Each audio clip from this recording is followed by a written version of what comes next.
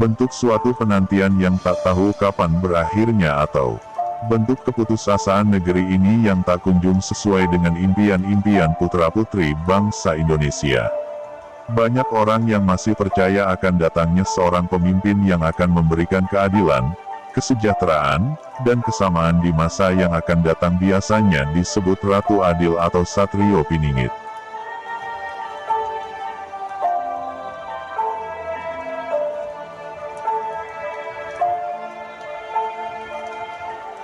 Sejatinya Satrio Piningit muncul di dalam terakhir dari jangka ramalan Prabu Jayabaya lebih dari 6 abad yang lalu.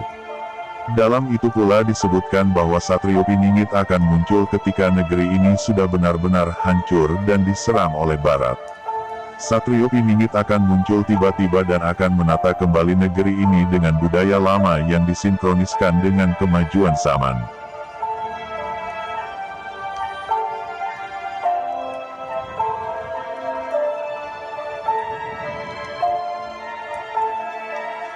Satrio Piningit memiliki guru yang nantinya akan membukakan pintu kerajaan dan mempersilahkan duduk di dampar kencana. Beliau adalah Sabdo Palon. Beliau juga pernah menjadi penasehat Raja Kediri Prabu Jayabaya dan Raja Majapahit terakhir Prabu Brawijaya V. Sabdo Palonlah yang akan membimbing Satrio Piningit menuju jalan menduduki dampar kencana.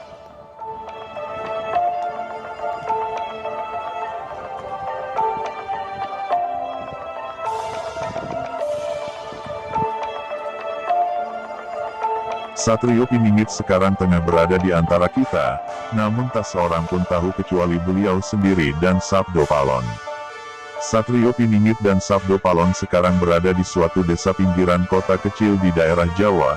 Beliau masih keturunan Nabi Muhammad SAW dan keturunan Majapahit dan Mataram, namun tak ada yang mengetahuinya karena itu sebagai wujud penyamaran beliau.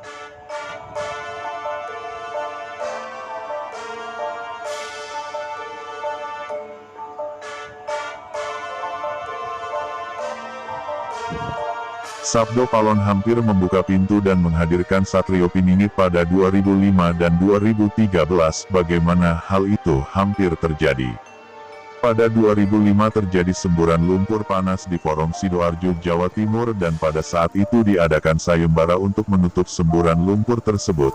Sabdo Palon mengikuti sayembara tersebut, namun ada berbagai syarat, salah satunya adalah beliau tak mau bertanggung jawab setelah selesai menutup semburan lumpur panas, karena setelah itu terjadi penumpasan angkara murka di negeri ini yang membuat kacau seluruh negeri.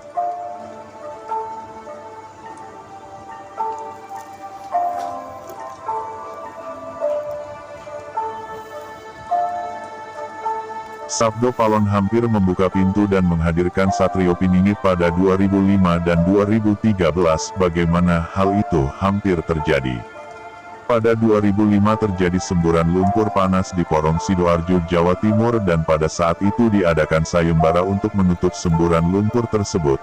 Sabdo Palon mengikuti sayembara tersebut, namun ada berbagai syarat, salah satunya adalah beliau tak mau bertanggung jawab setelah selesai menutup semburan lumpur panas, karena setelah itu terjadi penumpasan angkara murka di negeri ini yang membuat kacau seluruh negeri.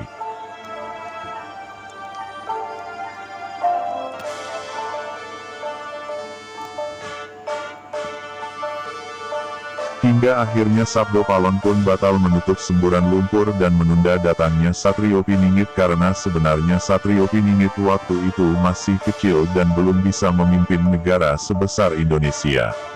Sehingga pada waktu itu datanglah sosok Dimas Kanjeng yang berkata dapat menutup semburan tersebut, dan berkat beliau sayembara pun dihentikan, dibubarkan.